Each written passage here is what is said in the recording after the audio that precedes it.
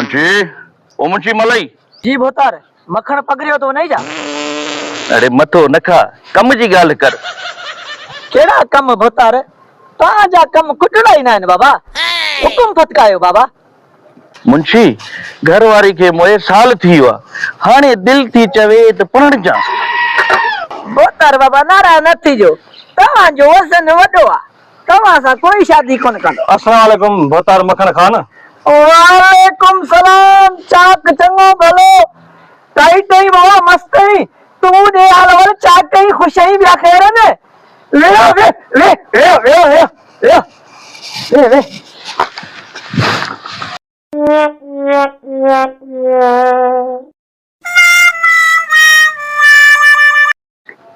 भोतार बाबा, तवा नौजवान को हाल वाल वठो, मां रेडी लजी खिदमत कया। गर्मी तो कान थी थी ने कपड़ा तो एड़ा सना पाता थी हवा है तो छा पर माई गिरी वना गाला है ख्याल सा मुंशी। नाराज न थियो वात मो लफ्ज निकरी वियो ये दहशत ॾिसी झले न सघियो। असां एक तंजीम सिंध सुधार जा माण्हू आहियूं। ये तंजीम जो कम केड़ो आए, खोले बुधायो।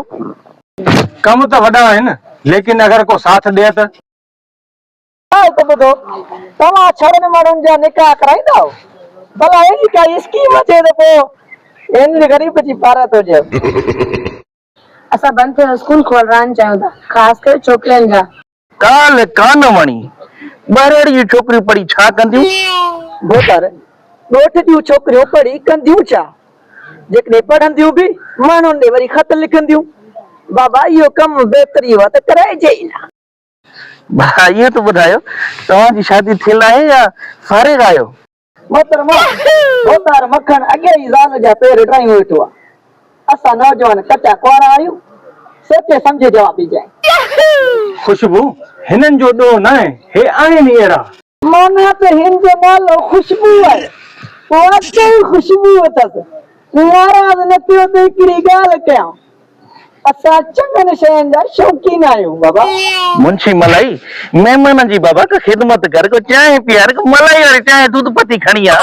भोतार मखण बेकदरो आहीं, अहिड़नि शयुनि खे जेको असां तव्हांखे चांहि पीआरणी आहे न बाबा, अहिड़नि शयुनि खे रत पीआई बि आहे।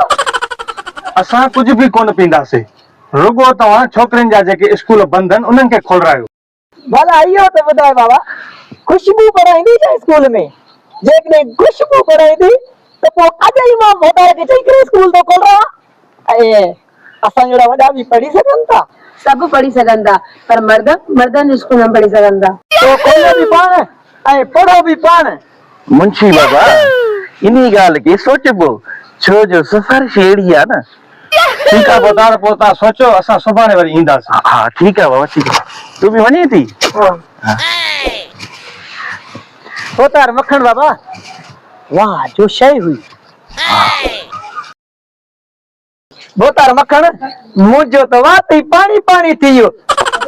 मुंशी वाकई शइ अहिड़ी हुई, मुंहिंजो त हाँ ई वठी वई आहे। भोतार साईं, तव्हां हल्की सल्की शयुनि ते किरी पवंदा आहियो। बाबा वाह जो शइ हुई, सफ़ा परी जो बच्चो हुयो, परी जो बच्चो। मुंशी कीअं बि करे इहो पखी फसाइणो आहे, बस छा कयां? भोतार बाबा नारो न थियो त ॻाल्हि कयां, मां ज़मीनूं संभालण आयो आहियां बाबा। इहे सन्नी वारा कम मूंखां कोन थींदई। अहिड़ी अगरि ॻाल्हि आहे त पोइ ॿियो को ॾिसो। मुंशी बाबा वॾो को बेक़दरो आहे बाबा, आशिक जी मदद करण इंसानी हमदर्दी आहे बाबा। मुंशी सभु ॻाल्हियुनि खे छॾ बाबा, हाणे वञ त चांहि करे आ, मथे में सूर पइजी वियो आहे, चांहि पियो त को दिमाग़ कमु करे बाबा, वञ।